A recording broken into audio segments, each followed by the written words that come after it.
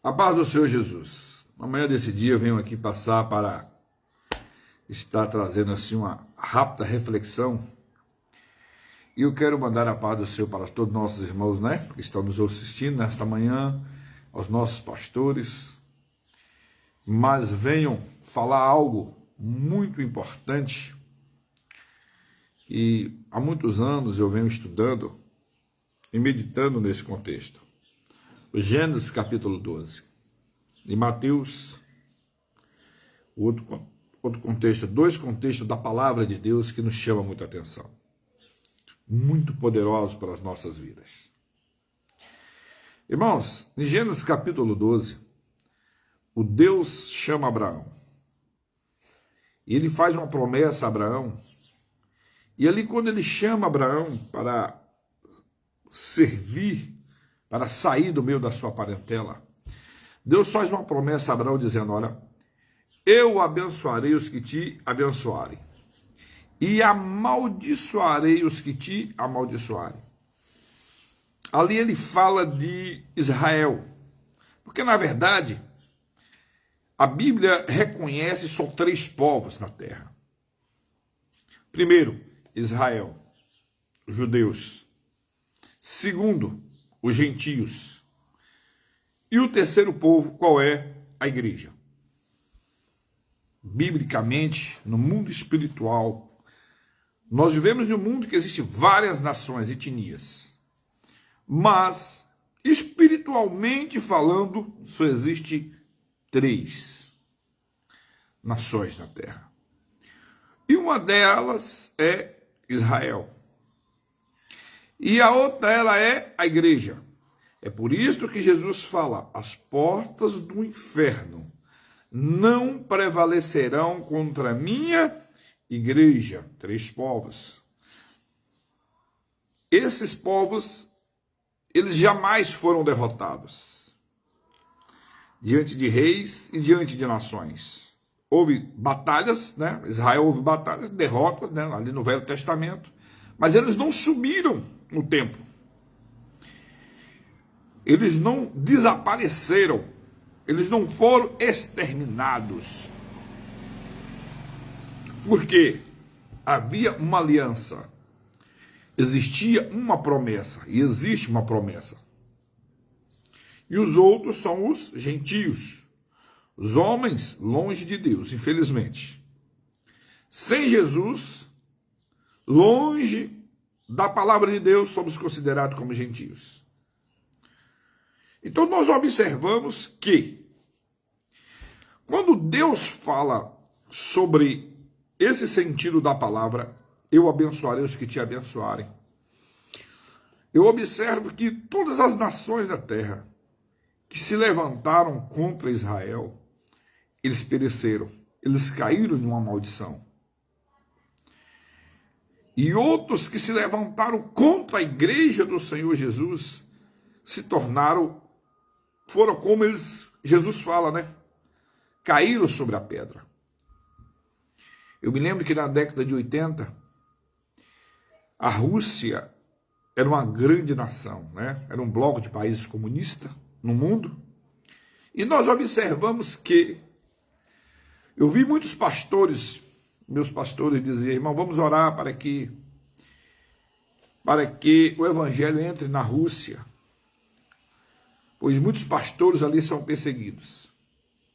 Eu ainda adolescente, eu pensava, porque desde aquela época eu estudava, via sempre reportagem, eu pensava, meu Deus, como é que o evangelho vai entrar ali naquele país? Como vai ser?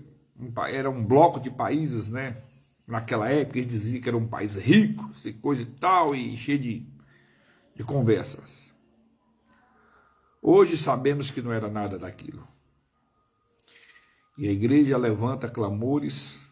E eu observo uma coisa, que em 89 a Rússia faliu. Ruiu os blocos países comunistas do mundo. E hoje naqueles blocos comunistas do mundo, o evangelho entrou.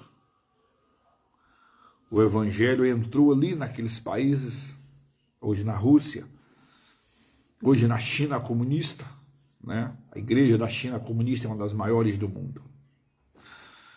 E hoje eu observo que quem se levantou não ficaram de pé, ruíram. Nero perseguiu a igreja ao longo dos seus anos e morreu, sumiu na história, né? Acabou. O Império Romano sumiu, aquele poderio que tinha. Mas a igreja de Jesus, irmãs, ela está de pé. Ela não se sucumbiu, mas eu observo uma coisa, que a pior coisa do mundo, nós vivemos um ano eleitoral. Não adianta os homens criar leis contra a igreja do Senhor. Pode até criar leis, mas não ficarão de pé diante desta igreja. A pior coisa do mundo. Eu me lembro que o presidente da Venezuela, Hugo Chávez, em 2011, ele, diante de uma multidão, diante de um palanque, de uma multidão, ele amaldiçoou Israel. E ele fala assim, olha, eu amaldiçoo Israel desde as minhas entranhas. E tem esse vídeo dele no YouTube, ele amaldiçoando Israel. E a Venezuela rompeu relações, na época também o Brasil rompeu relações com Israel. E o governo brasileiro dando todo apoio ali na Palestina contra Israel. E eu observo uma coisa, irmãos, que naquela época, 2 anos depois, Chávez morre de uma doença em que ele tentou de todas as formas, de todas as maneiras. E a Venezuela entrou no caos que está lá até hoje, como vocês viram. O Brasil entrou numa crise profunda, pois os nossos governos daquele anos não tiveram sabedoria. E eu observo que contra a nação de Israel não adianta. É um povo, e eu observo que é uma das nações, um do povo que mais próspero da terra. As maiores riquezas do mundo estão na mão dos judeus. Mesmo fugindo, porque os judeus eles viveram anos e anos fugindo de um canto para o outro. Mas em todo lugar que eles chegavam, eles prosperavam. E eu peço a Deus, e oro a Deus pelas nossas lideranças. Não crie leis, não se levante contra a igreja de Deus, e nem se levantem contra Israel. E nessa manhã eu venho pedir aos irmãos, ore por Jerusalém. A Bíblia fala sobre orar por Jerusalém. Você quer ter a paz no seu lar? Ore pela paz em Jerusalém. Ore pelos judeus. Abençoe a igreja do Senhor. Ore clamando pela igreja do Senhor. Nós devemos, por quê? Porque foi 2 nações levantadas pelo próprio Deus. Jesus veio dos judeus. A igreja veio através de Jesus.